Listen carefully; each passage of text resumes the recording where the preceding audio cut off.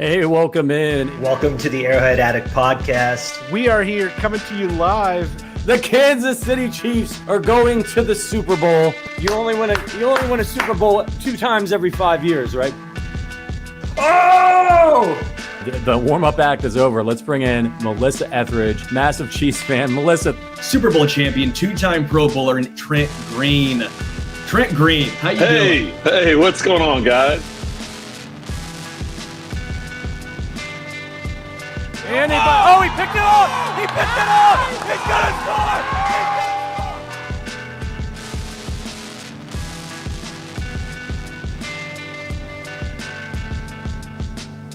And we'll see you next week. But until then, as always, go Chiefs. Hey, welcome into the Arrowhead Addict podcast. This is the OG Hour. Patrick Allen here with our long-lost friend who has finally emerged and returned to the podcast, Matt Verderame. Where you been, man? Everywhere. I think the first time we couldn't hook up to do this, I was on a training camp tour. The second time I was in Kansas City for a game. The third time I was in New York for an SI 70th anniversary bash. And now I'm here today. And let me tell you, I drove 4.5 hours to be just on time for this thing from Wisconsin. So making it all happen. Okay, what were you doing up there in Wisconsin? Was really fortunate to buy a lake house up there in late July, and so I took my parents were out this week because my daughter Maisie turns 7 tomorrow, and so my wife, her birthday's today, so I went up there with them to see the house and to relax for a few days before week 4 kicks off. Whereabouts is it in Wisconsin? It's in a small town up in the northern woods. It's Phillips, which is like 4 hours and 15 minutes from my house in Illinois. It's a straight shot. It's easy. The last like 40 minutes are county routes, but it's about on the edge of how far I'd be willing to go for like a weekend. Yeah. But we've gone more weekends than not. Like when I've been here and not traveling for the NFL, I've pretty much gone every weekend. I'll probably go the next 2 weekends as well. So we've got it all decked out so I can cover the NFL from up there. Go out there. I'm working on getting the pontoon boat up and running, but got the kayaks, got the rowboats, got the fire pit. So yeah, I mean, we go up there and enjoy it and look at the leaves change. It's a great getaway. Our family has a house up on Lake Geneva, and just to get away for a weekend, we just went with Mag's sister has 3 kids, 2 like twin 2-year-olds and a baby boy who's just 4 months older than Rory. And like we all the 2 families went up last weekend and we went apple picking and stuff. And it was great. And we didn't drive anybody else crazy because, I mean, you can imagine 2 babies, 2 2-year-olds, a few dogs, absolute craziness, but it was fun. So congratulations to you guys. That's a pretty having a little lake house action. Yeah, I mean, I got to say, it really is a complete thanks to a lot of people who are watching, I'm sure, the show, who are also pod members of the old Matt Verderame show on Patreon, which I'm sure most people are familiar with at this point, Chief Show. That podcast single-handedly is the reason we were able to buy the house. So I am super grateful to everyone involved. But yeah, it's been fun. It's been fun. We also just got really lucky. Like we bought it from a couple who were older, who and their kids didn't want to inherit the house, and like they were just like, yeah, here, like buy it, everything comes with it, just take it. Like nice. Okay, so got really lucky. I mean, more than anything else. I think that means that anybody who subscribes to your podcast is able to show up at any time and sleep on the pullout, right? Hey man, listen, I thought about like trying to have I'm like, man, can I have like a watch party up here? And I was like, I don't think we could fit that many people in the house. But I when I was out in Kansas City for camp and for the week 1 game, it was cool. I got to meet up with a lot of people that listen to this pod, listen to that pod. I always try to meet up with people when I'm out in Kansas City. And then I think for the Monday night game against the Bucks, I think I'm going to go into Chicago actually, which I was going to talk to you about. But I'm going to go into Chicago and go to one of the Chiefs bars there and do a whole thing. So it's fun. it's fun to connect with people and see people and chat and talk Chiefs, and even when they're frustratingly 3-0 in a weird way. And we're going to get into all of that. This is the Arrowhead Addict podcast, the OG Hour with the two OGs, Patrick Allen, Matt Verderame. If you're watching on YouTube, do us a solid and hit that like button. Another great way that you can do us a solid is we've got a little campaign going right now. We're making a push to get to 400 reviews on Apple Podcasts. We're sitting at 356. That's thanks to you guys. You've been absolutely incredible. Reviews have slowed down a little bit. We answer them on the show, so we're making another push. We want to grow our audio audience. That's a free way you can help us out. Head on over to Apple Podcasts, leave us a review. And I actually have one real quick to get to here from our guy, Aussie Chief. Says, love the podcast. As an Aussie, I find the podcast so informative and fun to listen to. You guys have helped me understand the game more and more. Every episode teaches me more. Thank you all for the effort that you put into the show. And God willing, I will one day get to watch a live match, get the win, and stuff my face with delicious KC barbecue. Keep up the good work. Verderame, can you think of a better life goal than to go to Kansas City, watch the Chiefs win a football game, and then just gorge yourself on barbecue? No, it's pretty good. And look, I've been fortunate enough to do it many times. Look, there's nothing better than getting an obnoxious amount of burnt ends and then just going to the stadium and everything smells like barbecue. And then you go in there, and if they win, obviously all the better. But yeah, I hope you get to live that one out. It is a very cool venue. I've been to a lot of NFL stadiums, been very fortunate to do it. And I would say the two atmosphere-wise that stand out above the rest are Green Bay and Kansas City. Buffalo, to its credit, when I went to see the Bills a few times in their state, they were terrible at the time. Yeah. So I think they probably deserve to be in that conversation too. It's just when I saw them, they were literally in like the JP Losman era. But those stadiums, like those old places, and they just have a different feel to them because it's about football. It's not about all the bells and whistles of going to the new stadiums. It's about watching the game, being at the tailgate. There's something special about that. And Kansas City has a ton to offer too, just beyond the Chiefs. So coming to the U.S., it's a great city to go to. They've got great theater in Kansas City, museums. You can go to the Negro League Museum. That's a must visit. Obviously, the barbecue scene, the food scene in general, Power and Light District, KC Beer, our old friends at KC Beer breweries. There's distilleries in Kansas City, speakeasies. I've been to a couple of those. It's a lot of fun. So you're going to have a blast when you get to do it. Listen, we got a great show for you guys today. We're going to talk about Travis Kelce and all the nonsense going on around him and his performance so far this season. We'll get Verderame's thoughts on just kind of the season so far, since this is sort of his, he hasn't been on since the preseason. So we got to catch up, see what he's thinking about the Chiefs.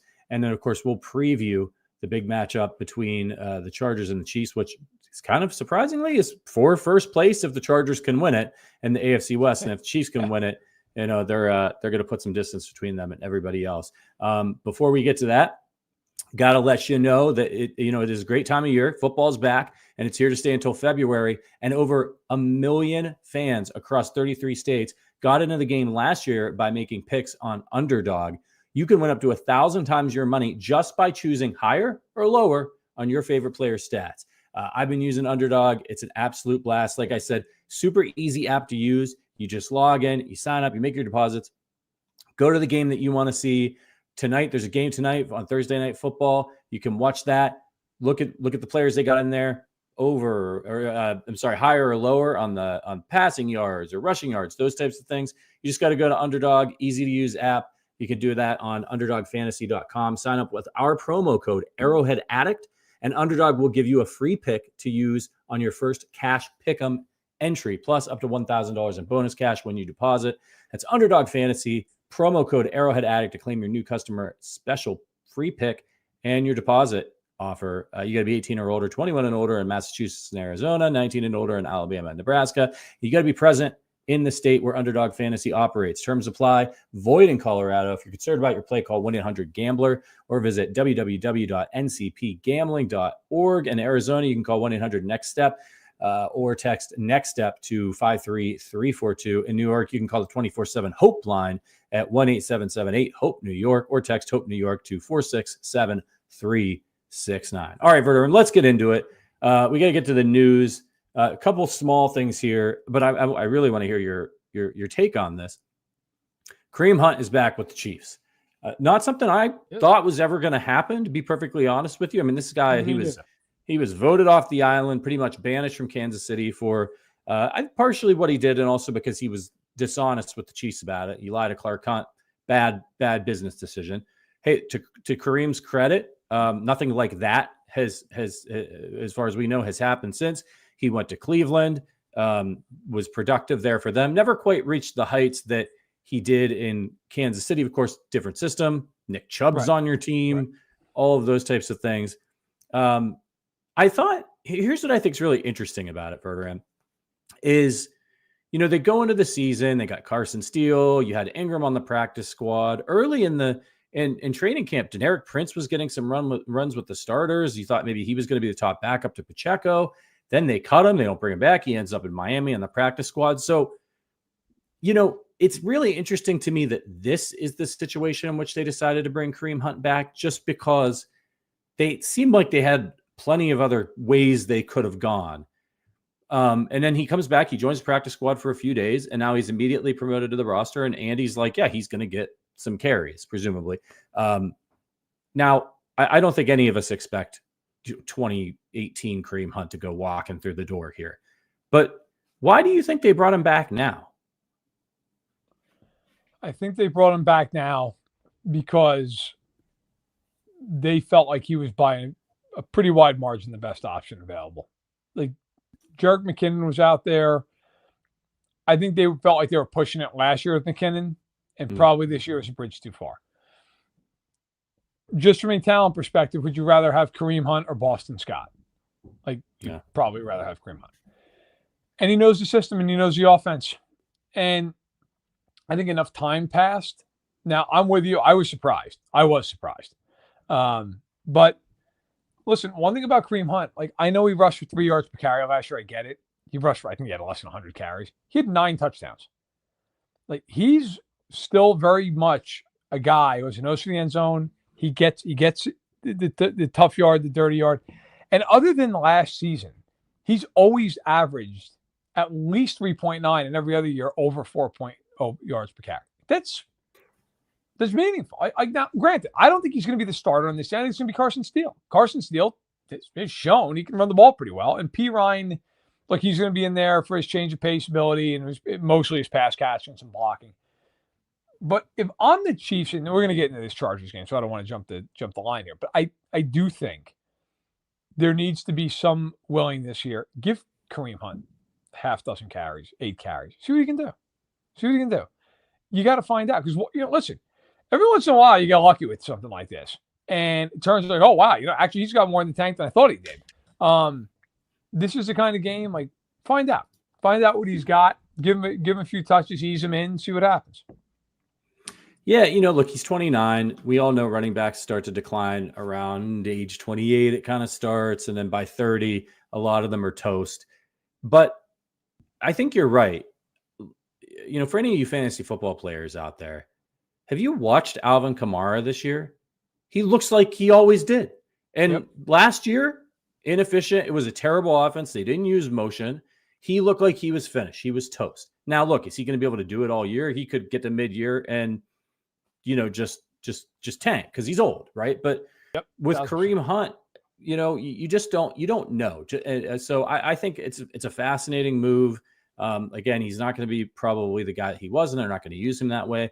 But I think you're right. And as a pass catcher, it's somebody that they trust. And they probably don't want to be throwing too many passes to Carson Steele. It's not that he can't do it, but he's a rookie, and that's really not his game. This is a short yardage power back. Right. No, and it's true. I mean, I think, again, if you're the Chiefs, you're trying to just go week by week and get through this Pacheco injury. And look, if they can do that, if they can use Steele and they can use Hunt, a little bit of P. Ryan, and get through the injury to Pacheco, long term, it might not be the worst thing in terms of he's going to be a lot fresher because he's going to have a lot fewer hits on the body throughout the season. But yeah, look, I think there's a role for Hunt on this team. And if it turns out he's washed up, fine. So what? Big deal. You move on. But I think for the Chiefs, I do think because it was so long ago, people forget, he was dominant with them in this offense, like to a point that he was arguably like the best running back in the league this side of Derrick Henry. He led the league as in rushing yards as a rookie, and his second year in Kansas City, I'm just going to pull him up real quick. He was a great pass catcher. He was not just good and like, pretty decent. He played 11 games at 378 yards and 7 touchdowns as a receiver on the Chiefs that year. So, that guy, in 11 games in 2018 had 1,200 all-purpose yards. This is a guy who was dominant in a major way. Is he going to be that guy? No, probably not. But if he's half of that guy as your backup running back, you're pretty happy with that. You can make an argument that they win a Super Bowl that year if he's still on the team in the playoffs. He was that big of a part of that offense. I mean, things changed throughout the course of the season, but that first part of that season with him back there and Mahomes, they looked just completely unstoppable. Yeah. Yeah. I mean, I guess the flip side of that is he didn't play defense and he didn't coach the defense. That's fair. But yes, that offense that year is the best offense I've ever seen the Chiefs have, where you just felt like they're just going to score a touchdown every time they did the football. There's no stopping this team. When they lost him, obviously, it was a big loss. No question. Shout out to Green in the chat for the super chat. Says the bearded baby is back. I love you, Matt V. Appreciate that. All right, let's get in. The last little bit of news here. The injury report for the Chiefs for this afternoon did come out just before the show started.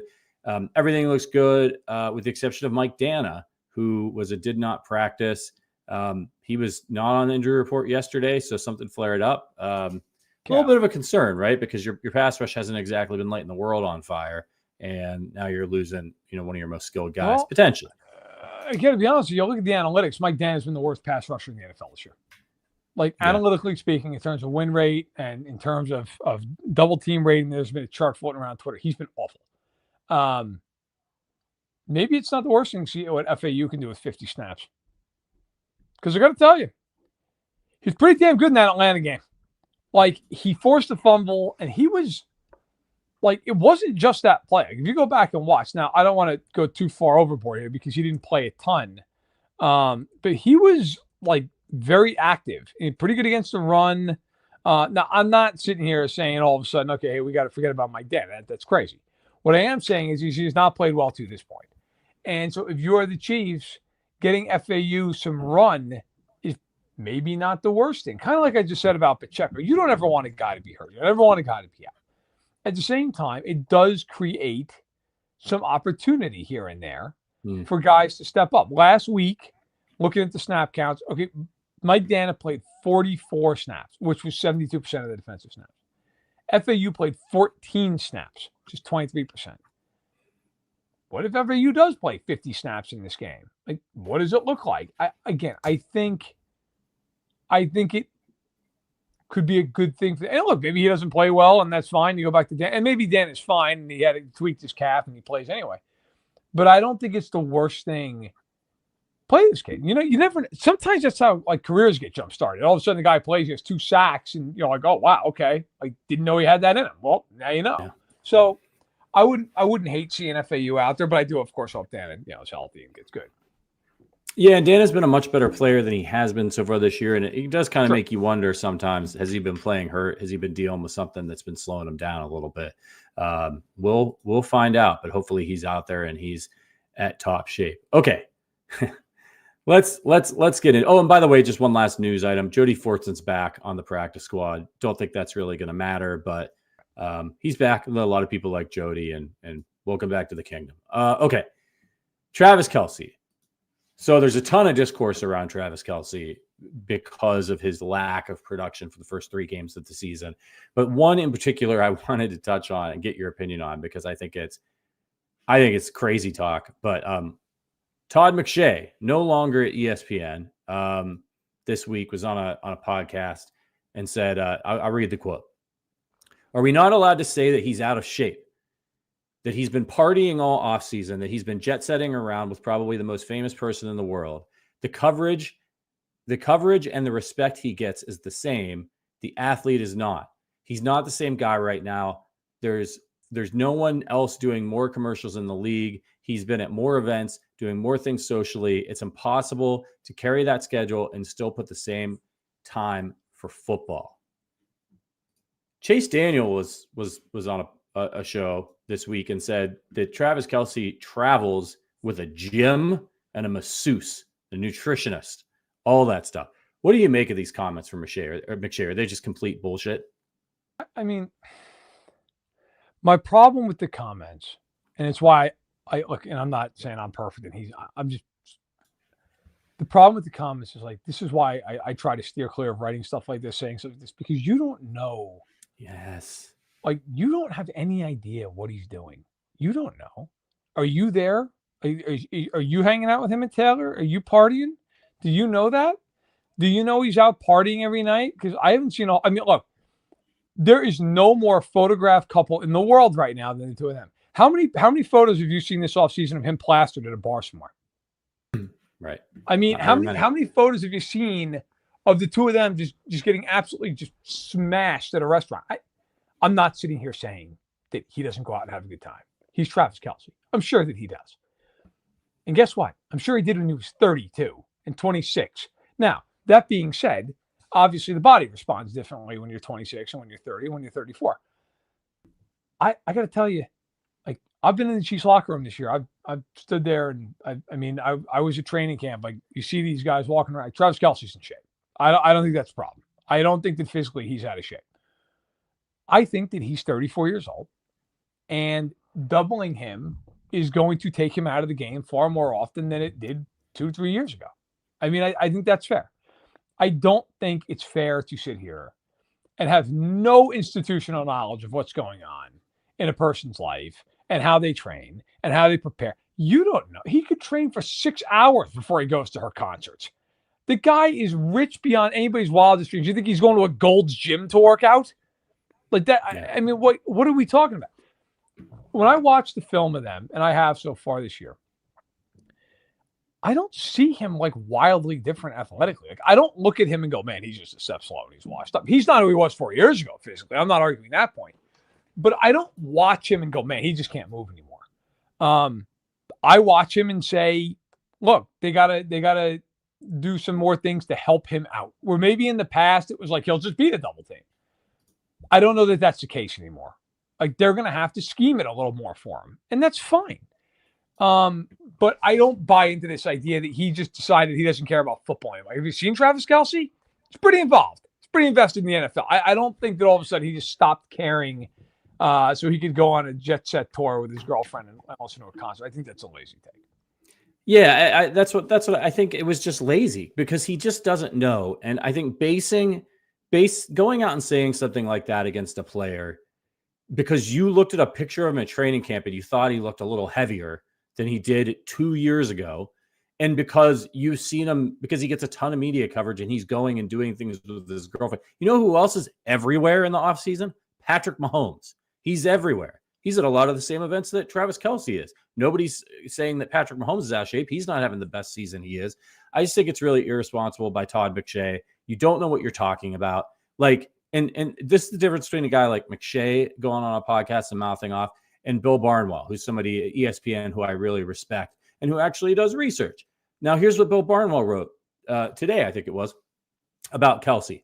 Some actual facts. His average maximum speed on routes is down to 11.8 miles per hour, having fallen each of the prior 5 seasons. His average maximum speed on all snaps is down more significantly. He's averaging a max speed of 10 miles an hour. He was at 10.8 miles per hour a year ago, and between the figure and 11.5 as his average maximum speed in each of the seasons between 2018 and 2022. He, through 3 games, is not as fast as he has been. Now, that doesn't necessarily matter for his positions in particular in the way that he plays it. Speed's important in the NFL. I just think the whole thing is, when you listen to Andy Reid says he hasn't lost a step. Mahomes says they're double teaming him. He is getting double teamed.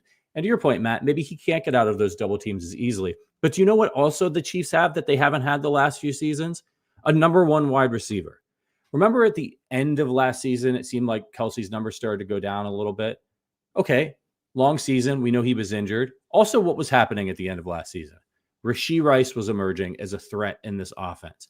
Who is having one of the best wide receiver seasons of the year so far in catches and yards? Rashee Rice. Yep. You think it's not helping Rashee Rice that people are out there double teaming Travis Kelce? And if Rashee Rice keeps tearing up offenses or defenses, and coordinators are like, hey, we got to stop this Rashee Rice guy. Kelce's not doing anything. Guess who's probably going to start having big games?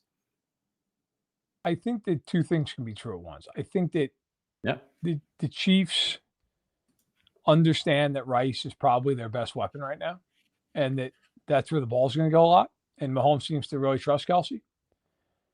And I also think that Kelce is, I think to some degree, inarguably, he is slowing down. He's not the same guy he was. I mean, who among us is, more athletic at 34 to 21? And I'm not Travis Kelce. And I know even from, you slow down in certain ways. He is not the same guy. And I do think it's a bullshit argument. Or like when Mahomes and Andy are like, well, yeah, he's getting double teamed. Yeah, well, he's been getting double teamed his whole career. And he's always beating it. He's not beating it anymore. So guess what? You're going to have to scheme him open a little bit. You're going to have to help him. And I do think that there will be moments in the year where they feel like they've got to have it, and they will do that. They will get him open. They will get him more involved. But I think that, look, getting Xavier Worthy, like consistently good in the offense is going to really matter. And I do think that assuming, I reported Hollywood Brown is going to be out at least till late in the year, if not the whole year. I really do believe they need to go get another receiver. They do. Like, you can't. It's not that I don't like Juju and Watson his depth, because I do like them as depth. But, like, I don't want to see Skyy Moore out there playing 15 snaps. I just don't. I'm done with it. Like, I don't need it to have. Has he had one target this year? Maybe one. No, maybe. No, he is not. No? Wanye Morris has more targets than Skyy Moore does. I mean, it's ridiculous. Yeah. Like, stop fucking playing him.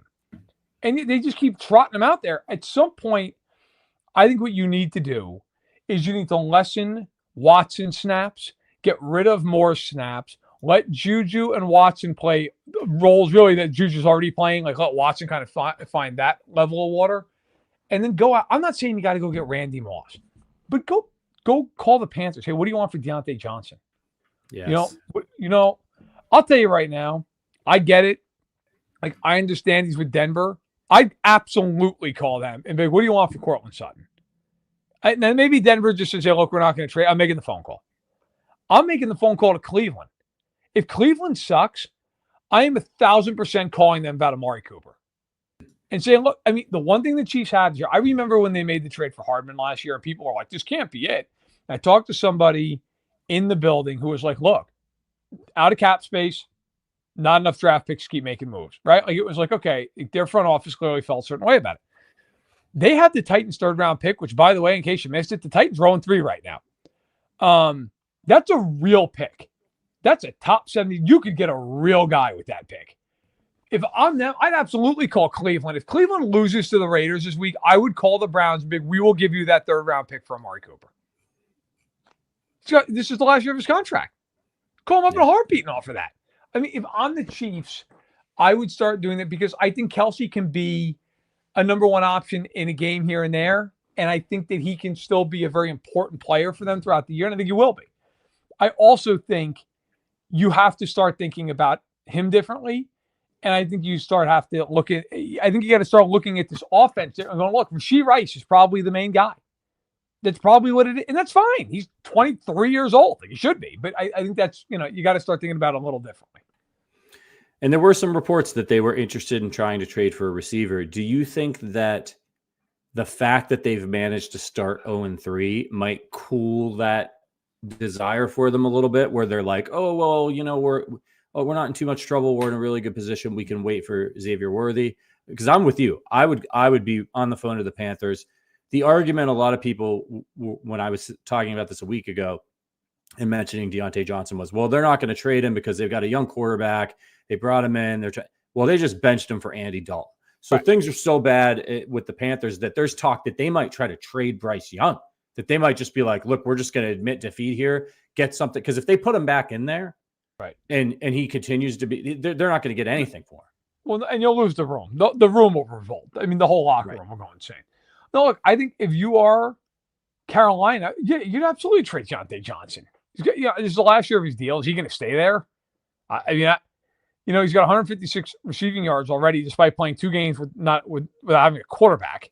If I am the Chiefs, I am absolutely calling them. I'm not giving them a 3rd-round pick for Deontay Johnson, but I would call them up and be like, listen, you want a 4th?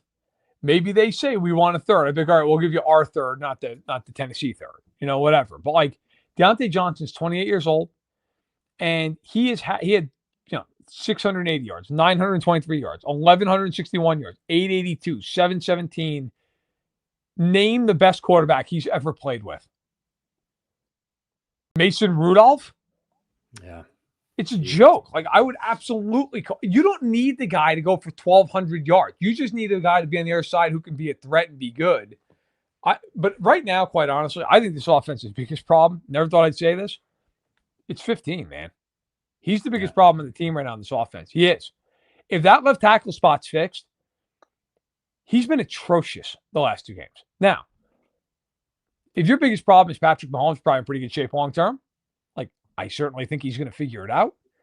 But you watch the film, and like I'm not pretending. Look, I'm not in the room, and I'm not going to be one of these guys who sits there and says, I know exactly what he was supposed to do here. That's bullshit. You don't know what his progressions are. You don't know what he's looking at. Maybe he sees something that I would never see. There have been a lot of times they've had shots down the field to take, and they're not taking them. And it's got to change. I'll tell you right now, this week, I don't give a shit if he throws 2 picks. I don't care. They have got to stretch the field. They have to go down the field. I'm not saying 40, 50 yards, 15 yards, 20 yards. Get the ball. Nobody has less depth of target on average this year than Mahomes. Nobody. It's got to change. Bryce Young has a deeper depth of target than Patrick Mahomes does. It needs to change.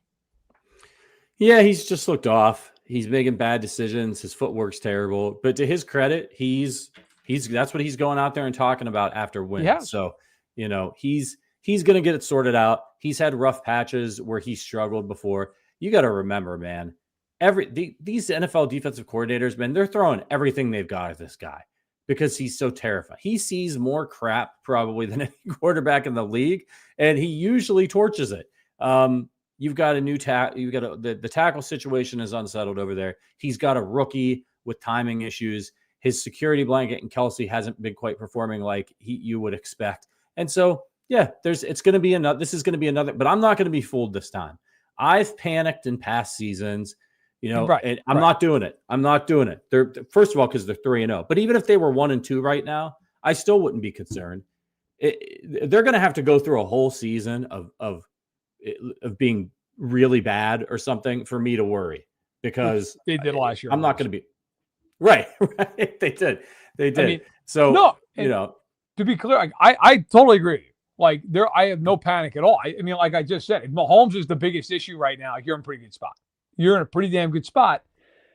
I think defensively they've been good. I know statistically you're like, if so defensively, but like if you actually watch the games, I think they've been good defensively. I think the offensive line with Morris, look, the quiet thing that nobody's talking about, Juwan Taylor's played really well. Like really well. Pro Bowl level well for 3 weeks. If Juwan Morris fixes the left tackle spot, I feel really good about it. I mean, I think Mahomes, I'm not worried about Mahomes. I just think he's got to play better. And I'm with you. Like I was sitting there watching the Atlanta game, and I'm like, they're going to win this game. They're just going to find some way to win. And when they got the 4th and inches, I'm like, this game's over. Like somebody is going to make a play on this defense, and they're going to end this game. And sure enough, Chanel cracked through Jake Matthews on this left side, and then all of a sudden, boom, Bolt becomes shooting through a gap. And plays over, game's over. So, no, I mean, listen, how many teams would you trade spots with right now if you're the Chiefs? I mean, the Bills are playing better than them, but you wouldn't sit there and think you'd rather be the Bills based on long-term scope. Like you wouldn't trade with anybody. So, I think they will eventually get going, and they played 3 good teams. Oh, at least we think they're a good team, Cincinnati. And they're 3-0, and they're going to play a Chargers team who has issues at the moment. Yeah, and look, I've been saying it every week, and I'm going to keep saying it. The Chiefs don't care about playing pretty. They don't care. The Bills, They do well, not. the Bills look great. They're playing beautiful football. The Vikings are going out there. They look amazing. It doesn't matter. Every year, look at the Dolphins early season last year. Oh my God, can anybody stop the Dolphins? They're going to go walk straight into the Super Bowl and win it. It don't matter. The Kansas City Chiefs are having one big, long training camp during the regular season. And if they win enough games to get in the playoffs, that's what it's all about. And then they're going to actually roll out their real stuff. So this is what it is. This is them figuring it out. And that might be frustrating for us fans who sat there and watched the 2018, 2019, 2020. But like, it is what it is, man. I take the ring every time. All right, let's we got to preview this Chargers game. If you're watching the Arrowhead Addict podcast, Patrick Allen, Matt Verderame, hit the like button if you're watching on YouTube. Leave us a 5-star review on Apple Podcast, and we will read it on the show. With big wireless providers, though, what you see isn't always what you get. The price magically skyrockets somewhere between the store and your first bill. With Mint Mobile, you won't have to worry about that. When Mint Mobile says $15 a month, they mean it. You could get this new customer offer for 3 months, premium wireless plan for just $15 a month. I don't know if you guys have seen, like, my cell phone bill has been crazy recently. Go to mintmobile.com/arrowhead. That's mintmobile.com/arrowhead. Cut your wireless bill to $15 a month at mintmobile.com/arrowhead, and you'll support the show. It's $45 upfront payment required, equivalent of $15 per month. That's for new customers on the first 3-month plan only. Speeds slower above 40 gigabytes on unlimited plan. Additional taxes and fees and restrictions apply. See Mint Mobile for details. It's a great way to support the show. And like, frankly, everything's so damn expensive these days. You can catch a break anywhere. You got to explore it. And you get to support your favorite podcast. All right. Chiefs at Chargers. Chiefs are 7-point favorites on the road. Yep. I say road in quotes because they're playing the Chargers. Oh, There were a lot of Chiefs fans in Atlanta, by the way. They even mentioned it on the broadcast. The Chiefs are really reaching a saturation point here, man, where, the Cowboys, America's team, all that, there's going to be a whole generation of Chiefs fans. Like when my son's my age, who are going to be, maybe the Chiefs stink, I don't know, but like, there's going to be all these people who are Chiefs fans because of this era. Like, there's nothing special about Dallas. Like, it's a big metro area, bigger than Kansas City. But like, there's no reason that back when that Dallas has all these fans, other than the fact that they won a ton and they had good marketing. And when you talk about marketing, Patrick Mahomes, Travis Kelce, the Taylor Swift thing, all the Super Bowls, it's really remarkable. The Chiefs have always had a devoted and loyal fan base, historical NFL franchise. But it's a whole different ball game now. The Chiefs have jumped up a whole level into the teams that – it's the same thing with Pittsburgh, right? It's Pittsburgh. There's Steelers fans everywhere. Why? It's because they won 1 billion Super Bowls. So that's where the Chiefs are now. It's pretty cool. But how do you feel about it, Verderame, having grown up rooting for the kind of the lovable losers, and now everybody hates them and thinks it's a massive NFL conspiracy every time a ref throws a flag? It's great. It's great. It means they're good. I mean, who cares? I don't understand why anybody gets annoyed. Every once in a blue moon, like, something so dumb will happen that it gets under my skin. But for the most part, like, the Bengals thing is one of the dumbest fucking arguments ever created. It really is. Yeah. I mean, the guy just plows through Rashee Rice. Like, I don't know. We haven't talked about it. I was back in New York watching that game. I can honestly say, hand to God, this second that play happened, before I even saw the flag, I jumped up. I'm like, oh my God, it's interference. Like, I didn't have any doubt. Like, I didn't think the flag wouldn't come out. I was like, he just blatantly interfered with him. Like, he just, look, last week they got lucky. Brian Cook interfered with Kyle Pitts. Let's just call it what it is. He tackled him. Got lucky. They didn't call it. But no, I don't care. Like, I don't let it bother me that Johnny 17 49 62 on Twitter is like, it's rigged. Great. Hope it is. Hope to go 20-0, win the Super Bowl. Sounds awesome. Good times. Like, it's not, but if people want to think it is, that's great. I mean, I think it's the ultimate compliment that they're so damn good that people think that the game's fixed now. Which, by the way, all this shit would have been said 20 years ago in New England. It's just that Twitter wasn't like fully around yet. Yeah. But people at the end of their era, they said that all the time about New England. Oh, they get all the calls. Brady gets all the calls. Belichick's bugging the stadium. But it's like, nah, man, actually, they're just really damn good. Yeah. Like, they're just, and you get this whole argument about, well, they get the breaks. They get the breaks because they're better than everybody else. So they create more breaks. Like, when you play the Chiefs, you've got to be perfect. In at least in meaningful games. Not like week 3, you can play a B+ game if you're decent and beat them. But like in a meaningful game, you're going to play perfect. And when you have to walk a line like that, you're more apt to make mistakes. You just are. There's less room for error. You are so hyper aware of every little thing. I look at the Super Bowl last year. I really, look, maybe Kyle Shanahan would be, you're full of it. That's fine. I firmly believe that whole coin toss thing was because of who they were playing against. I think they were absolutely so terrified of him having the ball first. Just go, we'll just be down a touchdown. That they were like, we don't want to be down, so we're going to take the ball. And I think it's the wrong way to approach it. Some people would argue that that's fine. But like the Baltimore game is the quintessential example of that game, or of that idea. The Chiefs got up a touchdown, twice. They got up 7-0 and then 14-7. Baltimore just freaked out. They don't freak out like that if they're playing Miami, but they do because of who's on the other sideline. So I think the Chiefs, it's just one of those things that feeds itself. They get a lot of the breaks in games because teams have to try to play so perfectly. And then if they get a call, it's like, oh, they're already so great. How could you give them a call and help them out? Oh, my God. It's just fatigue, but that's great. Nobody has fatigue about Denver. Nobody gives a shit. Right. So I'm all for it. Yeah, they're playing in all these big games. They're on. You're seeing them on national TV all the time. You're watching a game. If you're watching the Browns play the Jaguars and the Jaguars get a call in their favor at 1 o'clock on Sunday afternoon, nobody gives a shit. Nobody's freaking out. Nobody's tweeting about a conspiracy because nobody cares. These smooth brain people on Twitter who could sit there and watch that play and not think it's pass interference, and 2, then complain about a conspiracy when the play before that, they called a penalty on the Chiefs that they easily could have ignored that put them in the 3rd and the 4th and long situation in the first place. It's right. Like, they're like, oh, it's just when the game's on the line. Well, the game was on the line on the play before that. Do you think the refs were like, we don't want to get caught with this conspiracy, or we got to make it as hard as possible? I mean, it's just insane. Shout out to the super chat from Swiss Mr. KC, a starting 11 member for 24 months, 2 years of support from my guy. Apathy is huge when you win this much over the last 5 years. Can't pretend a game matters until it does. If division is in jeopardy, they will ball out a fire. Appreciate you, man. All right, let's get into this game. Listen, this is a weird one, in my opinion. The Chargers are not in great shape here. But it's a 7-point spread on the road for the Chiefs. The over-under is a putrid 40 in this game, thanks to the Chargers defense and the way the Chiefs have been playing on offense.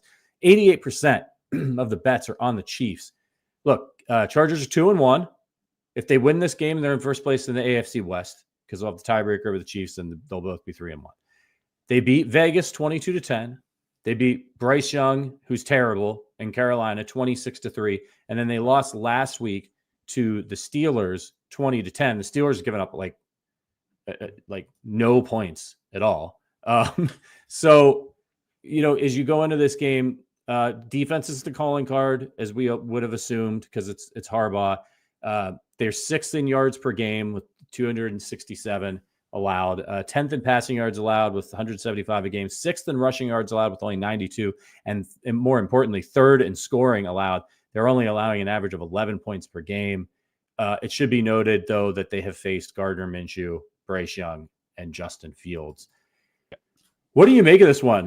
They're banged up. Herbert's got a high ankle sprain. He's saying he wants to play. They're going to be without their 2 tackles, and the rookie tackle, Alt, who's tremendous. Are you worried? Is this a trap game still, though, because of the defense, because of Harbaugh, or are the Chiefs going to annihilate them? This is the most predictable. They're not going to annihilate them. Every time they play a game like this, it's a complete circus. Every time. I remember years ago when the Titans were playing with Malik Willis, and we were all like, oh, God, Chiefs off a bye, like Sunday Night Football. And Willis, I think, threw something literally like 60 yards in that game. And Mahomes had to throw for 500 and go to overtime for them to win because they just couldn't figure it out. Oh, no, I expect this to be a one-score game. Like, if you said to me, you've got to bet on this guy, I would take the Chargers to cover. I think Chiefs will win and to win the game. But this game screams Harbaugh running the ball nonstop. And I'm not even saying he'll be doing it successfully. Like, they're going to run the ball like crazy. They're going to try to shorten the game. The Chiefs offensively are going to do what the Chiefs do, and they're going to move the ball, and they're going to be 1 of 4 in the red zone, and it's going to be a struggle from hell. Like, I think they will win. I think they'll get the 4-0, but I think it'll be one of these games where everybody is screaming at the television with 5 minutes left, and you're like, are they really going to lose this game to this team?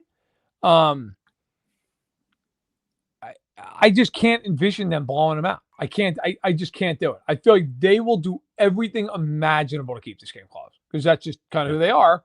But it's also not fair to say, well, it's who they are without saying, well, they'll probably win because that's what they always do. I expect this thing to be like 23-17, and it's just a death match for 60 minutes. And like, you never really feel like they're going to lose, but it's one of those, like, you can't really go to sleep on it either. Like, that's kind of where I'm at with this game. I'm with you, man. I've seen a lot of Jim Harbaugh. And, I mentioned earlier, the Chiefs don't care about playing pretty games. So who really doesn't care about playing pretty football is Harbaugh.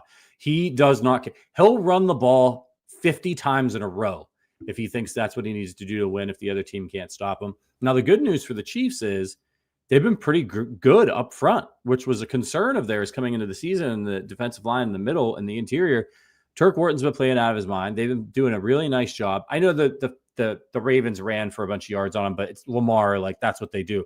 But last week, they go into a game with a team that has a veteran quarterback, real offensive weapons in Kyle Pitts, Drake London, McLeod, Mooney. Those guys they're no slouches either.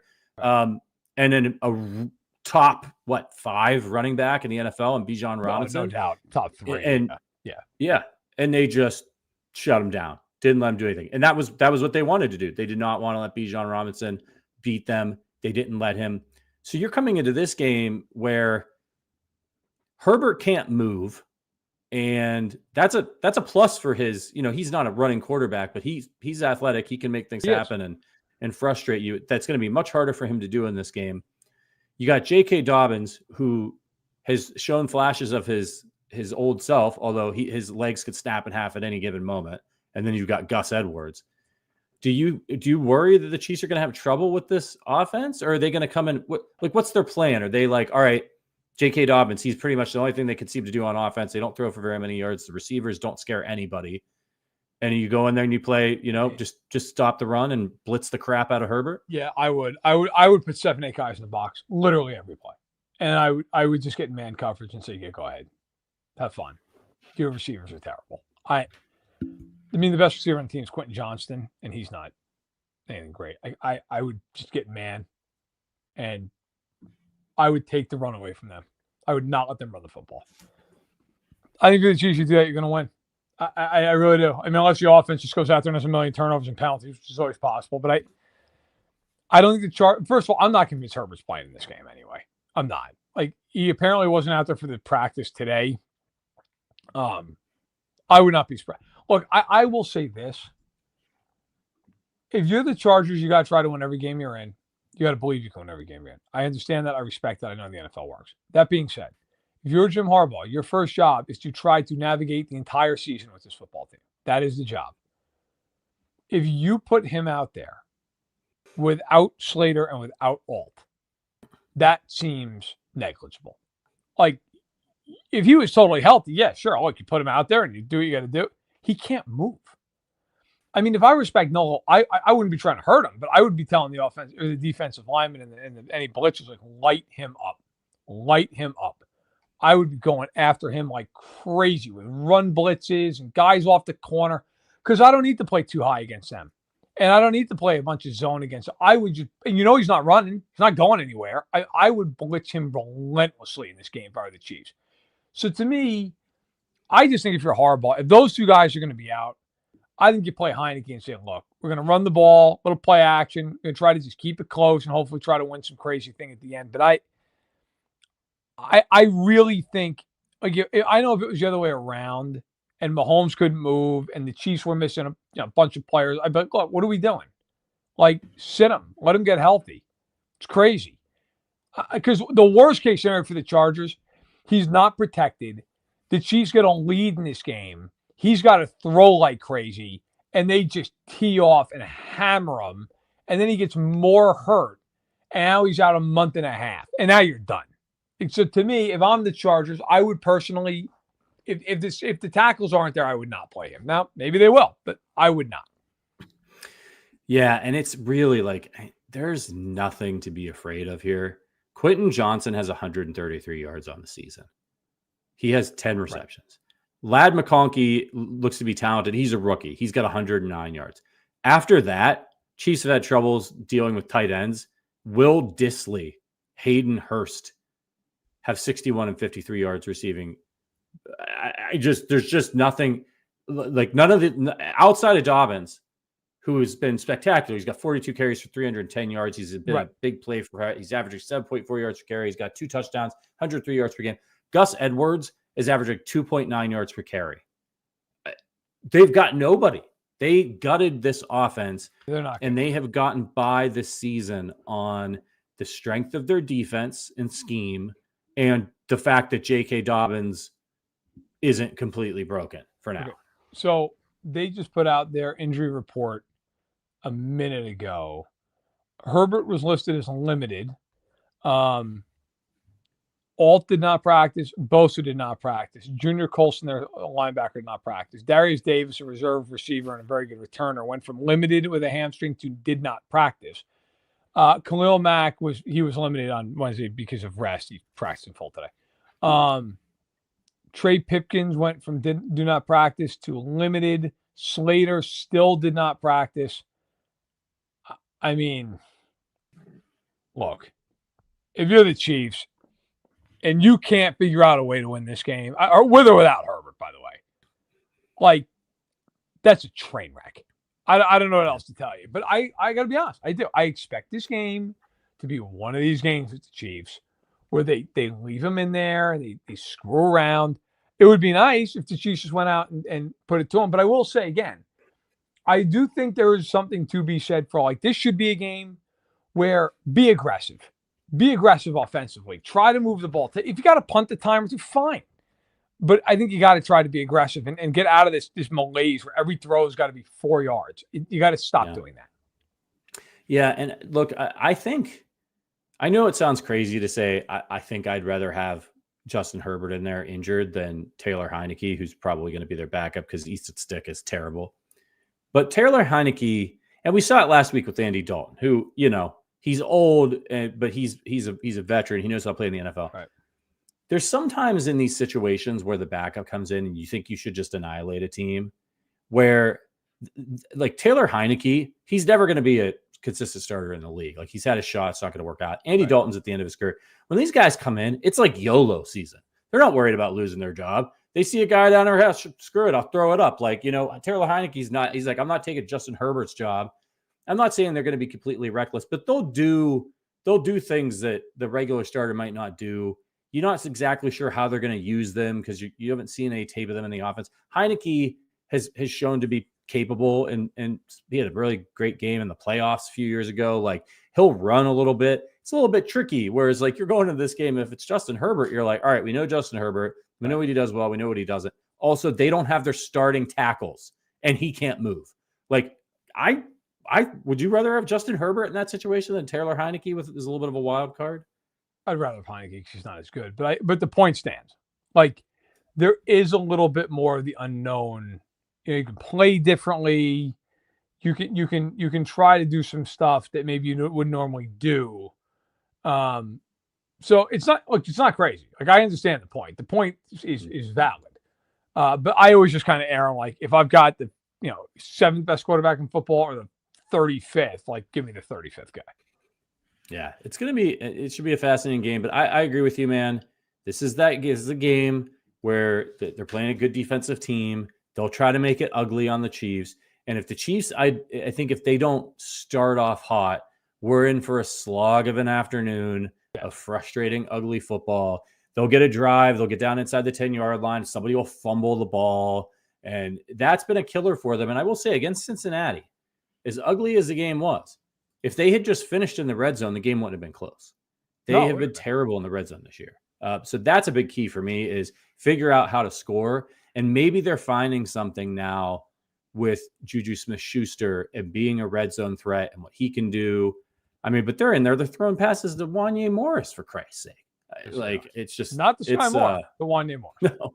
No. By the way, on the wide receiver thing, and we got another super chat from our guy Bumpa, who's Arrowhead Addict member for 2 months here. I agree on trading for a wide receiver. It's kind of Rashid and nobody else. He might get hurt with the workload he's getting. Love the pod, guys. We appreciate you, Bumpa. You know, it's funny. It really is very similar to the situation they were in last year, except they have Worthy, but he's a work in progress. Let me ask you this, Verderame. With Deontay Johnson, you're trying to make that work. Maybe they don't want to do it. They don't have anybody else, owner, pride, whatever comes into it on Panthers' part. Would you send them Skyy Moore along with the pick and be like, hey, here's a young guy, second round receiver, didn't work out with us, sweeten the pot a little bit? Because it doesn't seem like he's going to do anything here anyway. The Chiefs might have to include more if they send Skyy Moore. Yeah. I mean, yeah, I'd trade him for a sandwich right now. I mean, he's. I'm going to look this up real quick, just for the devastation of it. How many snaps has he played this season? And doesn't have one target. I know he's getting a handful. I was looking at the snap counts the other day. More than I'm comfortable. He has played 30 offensive snaps, 16%. He does not have one target. I don't think Patrick Mahomes, he could probably be wide open. Not a catch. A target. Yeah. He's been out there for, now granted, they're not all pass plays, whatever, like 30 plays. He's not touched the ball once. Is this a strike by Mahomes? I've been as productive as Skyy Moore this year. Yeah. Is this a strike by Mahomes where he's just like, look, I don't care. You put this guy out here. I'm not throwing him the ball. I don't care if he's open. I'm not doing it. I don't trust him. I mean, I don't look. I don't want to be mean about this because he doesn't deserve anybody being mean about it. But he's not good. There's no other way to say that. He's not an NFL player. He's not. Yeah. I mean, maybe if he got cut, they'd get a cup of coffee somewhere else, jump on somebody's practice squad. He's not good, and he's not going to be good. It's over. He can't play at this level. And look, it happens. Sometimes you make a pick and it works out unbelievably well, better than it should have based on the draft slot. And sometimes it goes belly up. It's going belly up with him. He's not good. Well, shout out to Slothy in the chat for the super chat. It says, Verd, I'm not giving you a sandwich for more unless there's a first rounder attached to it. All right, sure. Look, I just don't think that there's a ton to break down here with this Chargers game. They're going to be good. Harbaugh is a good coach. He's going to get it turned around for them. And they would not be probably 2-1 right now if Staley was still their coach. Just the competency alone of Harbaugh and his staff have them in a good position here early. But I don't think there's a miracle wild card run coming from this team. They're too banged up as per usual, mash unit. And so we're going to get to our final score predictions here. And let's just go right to it. I'll kick us off here. I got this one. So it's a 7-point spread and I've got the Chiefs not covering, but I got it Chiefs 20, Chargers 14 in this one. We're pretty close. 23-17. I don't think you ever feel like they're going to lose, but you're infuriated for 3 hours. Yeah. That's one of those. One of those games, they win and 4-0 and hard to be arguing with that. But it's a game where you're going to be like, why in God's name did they not win by 30 points? It'll be that. Yeah. Guys in the chat, Jeremy says 23-16 Chiefs. I hope I'm wrong. I hope this is like the Bears game last year where they're playing a down on their luck team and they blow them out and we get a breather and get to have a good time. But we'll see. Steve says 28-17 Chiefs. Kathy, what's up, Kathy? 34-17 Chiefs. Defensive touchdown. Nice. I'll take that. Swiss says 30-20. They cover. I hope so. Slothy's got it 33-22. That's probably what it'll be. All right.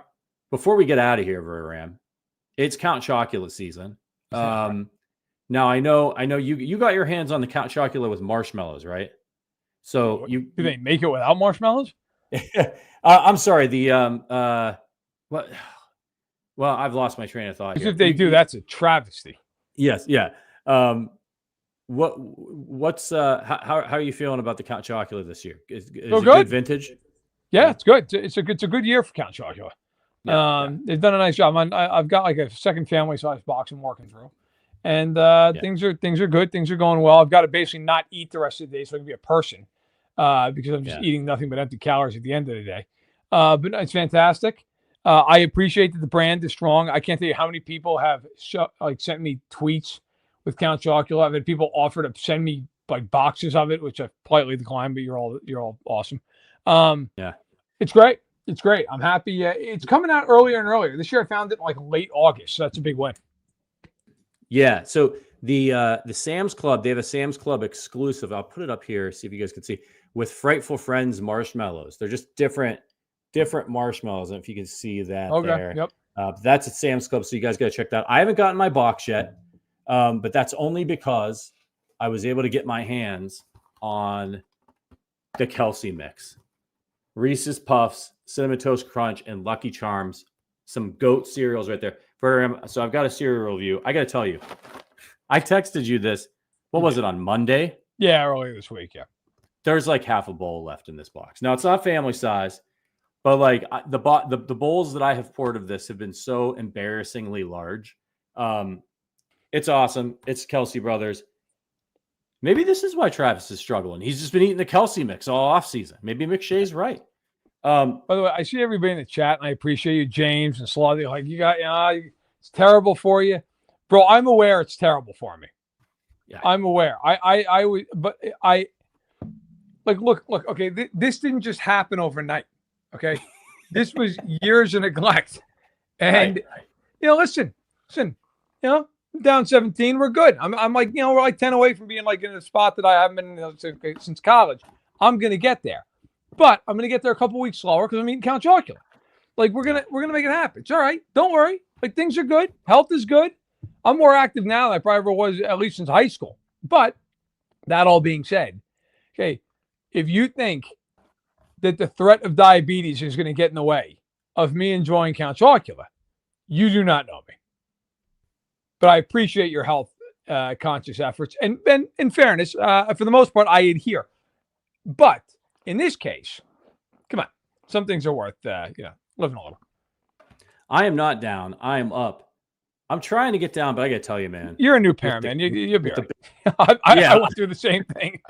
I think I'm just throwing in the towel for the year. I'm trying to. I got a gym and I got a bike exercise bike and weights in here. I'm lucky if I could get in there once a week. It's brutal. Yeah, it's brutal. But listen, you'll get used to it. A cereal review for Kelce mix. I'm giving it 4.5 CT crunches on the 5 CT crunch scale, because these are honestly, like, these are 3 of my all-time favorite cereals all in one.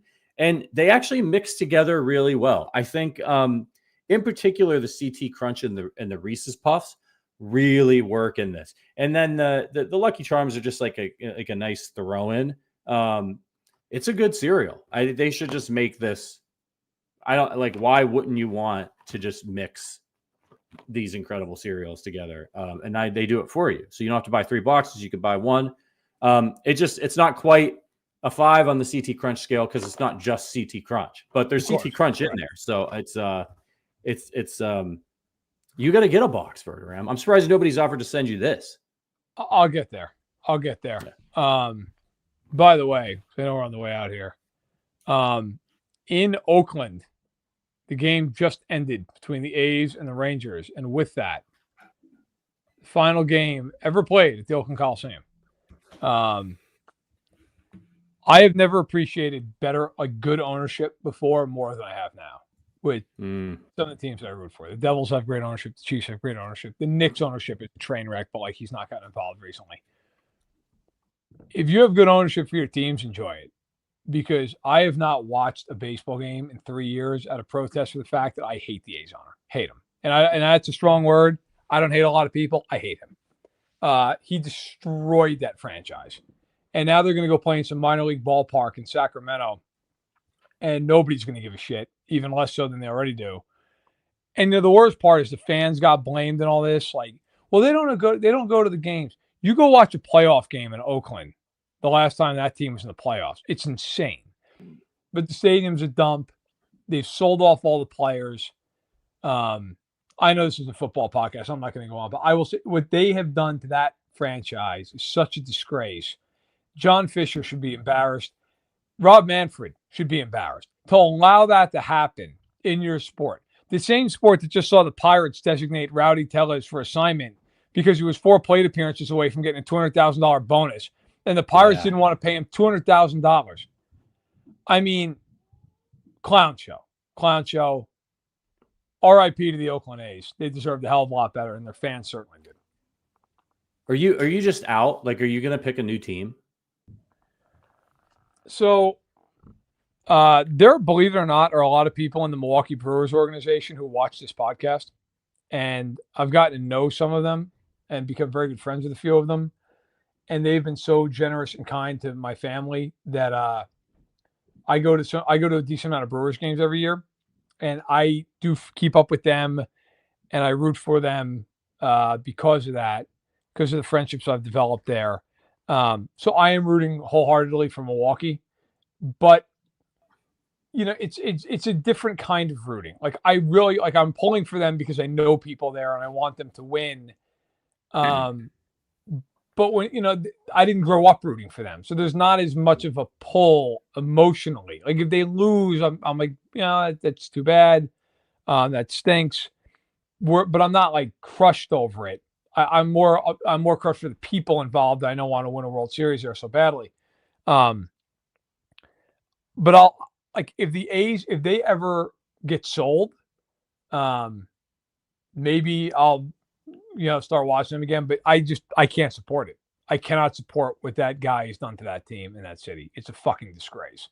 And I hope he gets nothing of what he wants. I hope it is a miserable experience for him. It's absolutely brutal. It's like a real life version of Major League. Like, you know what I mean? You know what it's like, honestly? It's like when the Browns got yanked out of Cleveland in the 90s. Yep. And you would know that because you grew up in the Cleveland area. Like, that fan base was not the reason that team moved. That team moved because Art Modell was pissed off that the baseball team got a stadium and the basketball team got a stadium. And, like, look, I'm not even saying he didn't have a right to be pissed. Like, he was, trying to get a stadium for a long time. They couldn't get it. And he took an opportunity in Baltimore and he went. But let's face it. The NFL screwed the city of Cleveland. And they knew they screwed the city of Cleveland because 4 years later, there was a new team there. And it's the same type of thing when the Sonics went and became the Thunder. And you're like, come on, man. Like, those are good fans. Those people got screwed. And I'm not saying it because I'm an Oakland A's fan. I didn't live in Oakland. Our producer grew up in Oakland. I didn't grow up in Oakland. Okay. I am a fan from across the country. So I have a different experience than a lot of the people who went to the Coliseum. And I've been there once in my life. Those fans packed that stadium for decades and finally got tired of the shit that Major League Baseball puts these small market teams into and just totally screwed them. And the ownership was atrocious, and they've been threatening to move them out of there for 2 decades now. And then the fans stopped showing up, here and there. And it's like, oh, well, it's just because of the fans, which is just bullshit. It's not because of the fans. It's because of the ownership. And it's because the state of California couldn't help figure out how to get a new stadium in there. And it's just a shame. It's a shame what happened to that franchise. I hope the best for the players because they had nothing to do with it. I always, support those guys. That owner, as far as I'm concerned, can go walk in the ocean. That guy is an atrocity and he's an embarrassment to the sport. It's a, this is fan-sided. Like, we're on the side of the fans. It's the whole point of our company. And I get it, right? You buy a team, it's a crap ton of money, but it makes you a crap ton of money. These teams don't depreciate.